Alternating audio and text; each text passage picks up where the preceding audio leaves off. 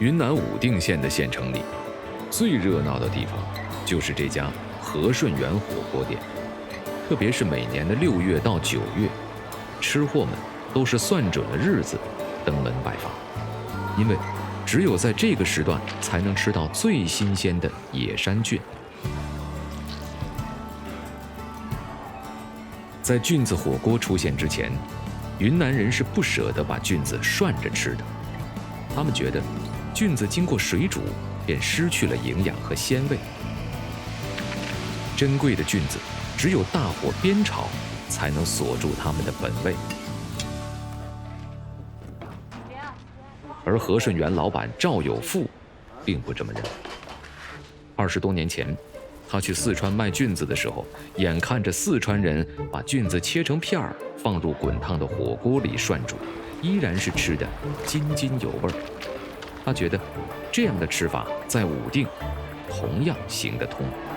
像我这个做了多少年，我是摸索出来，这个菌子要搭配，关键要靠搭配哦。这个菌不行，不能要，不好啊，已经变质了。要的食材是要最好的。菌子生意做了10年，菌子火锅店开了20年，跟菌子打了30年交道的赵有富深知大山深处的奥秘。不过，野生菌虽多，却不易得。若不是赵有富这样经验十足的老炮，一般人是没有这副火眼金睛的。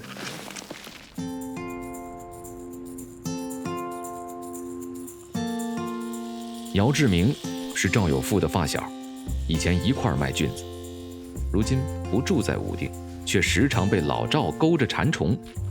一想到那菌子的香味儿，那便是说走就走的节奏。我走了，我去把手夹去了。每一年新鲜菌子上市的时候，我们两个就碰头，共同纪念我们做菌子的这一段时间。所以我们约定每一年的7月份，必须7月20号呢，必须在这家相聚。来吃菌子火锅，得靠一些运气，因为每天能从山上采到菌子的品种和数量都是未知，全看土地爷的心情。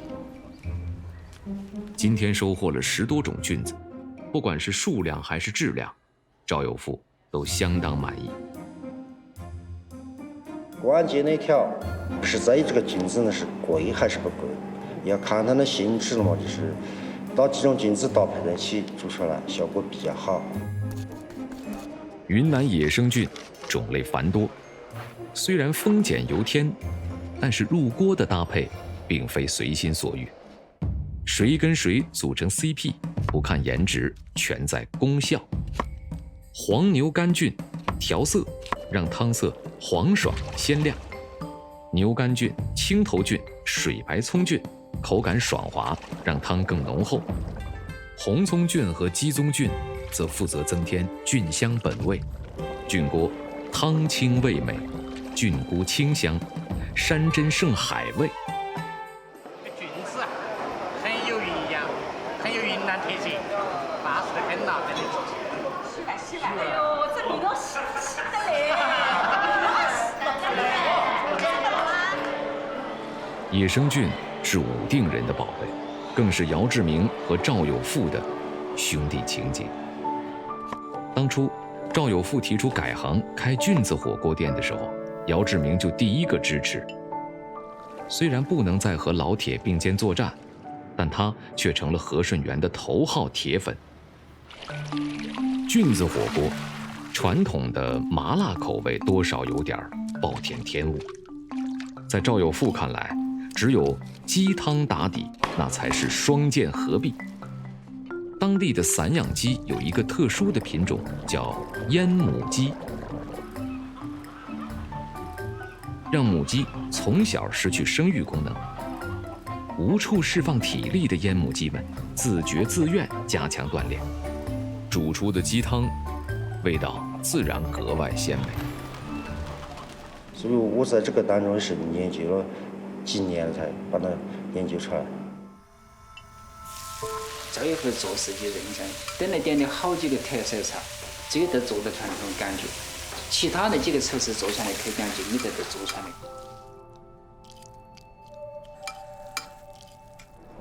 好，我给你准备的菜准备好了，然后这点，然后电烧炒这个烧肉。炒菜嘛，吃饭嘛，你这个拿了嘛，好长时间刚才习惯了，这个是唯一的话题啊，不好意思。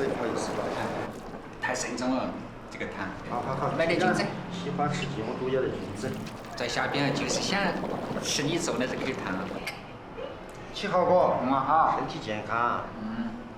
好好保养，所以一直几十年了，年年7月份我都会，不管咋个忙，我都会抽时间去门店，跟他看看、框框、吹吹牛，难得。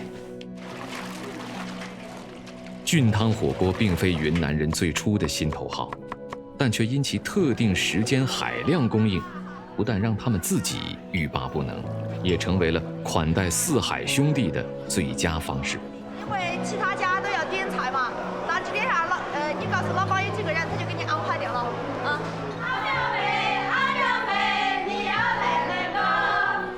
老友来去匆匆，时光任意流淌，生活一定会回归到平行线。